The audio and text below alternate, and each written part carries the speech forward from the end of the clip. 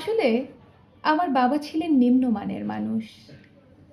নইলে সরকারি লোক, পুলিশ বিভাগে চাকরি করেও পুলিশি মেজাজ কেন ছিল না ওনার বলুন? চলায়ও বলায়। চেয়ার থেকে ঘরোয়া ধুলো, হারিকেনের চিমনিগুলো মুছে ফেলার মতন তিনি আস্তে কেন চাকর বাকর এই আমাদের প্রভু-নফুর সম্পর্কটা সরিয়ে দিতেন? থানার যত পেশাধারী, পুলিশ সেপাই, অধীনস্থ কনস্টেবল সবার তিনি এক বয়সী, এমনভাবে তাস দাবাতেন সারা বিকেল। মায়ের সঙ্গে ব্যবহারটা ছিল যেমন ব্যর্থ প্রেমিক কৃপা ভিক্ষা নিতে এসেছে নারীর কাছে। আসলে আমার বাবা ছিলেন নিম্নমানের মানুষ। নইলে দেশে যখন তার ভাইয়েরা জমি জমার হিসেব কষছে, লাভ অলাভের ব্যক্তিগত স্বার্থ সবার আদায় করে নিচ্ছে সবাই, বাবা তখন উপার্জিত সবুজ ছিপের সুতো পেঁচিয়ে মাকে বলছেন, এই দেখো তো জলের রঙের সাথে এবার এই সুতোটা খাপ খাবে না?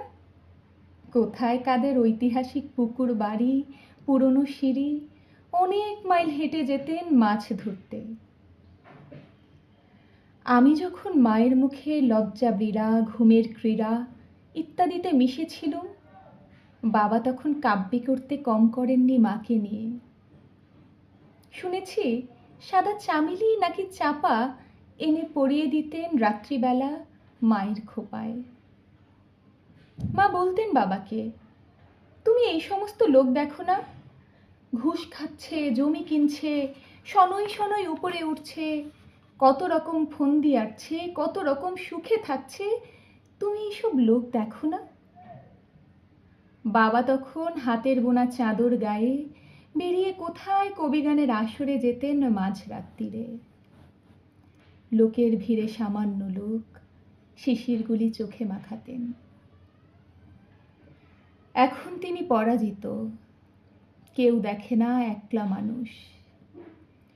চিলেকোঠার মতন তিনি আকাশ দেখেন, বাতাস দেখেন, জীর্ণ শীর্ণ ব্যর্থ চিবুক, বিষণ্ণ লাল রক্তে ভাবুক রোদন আসে। হঠাৎ বাবা কিসের ত্রাসে দুচোখ ভাসান তিনিই জানেন।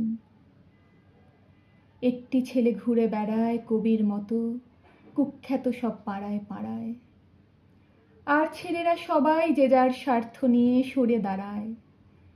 বাবা একলা শির দাঁড়ায় দাঁড়িয়ে থাকেন, কি যে ভাবেন। প্রায়ই তিনি রাত্রি জাগেন, বসে থাকেন চেয়ার নিয়ে।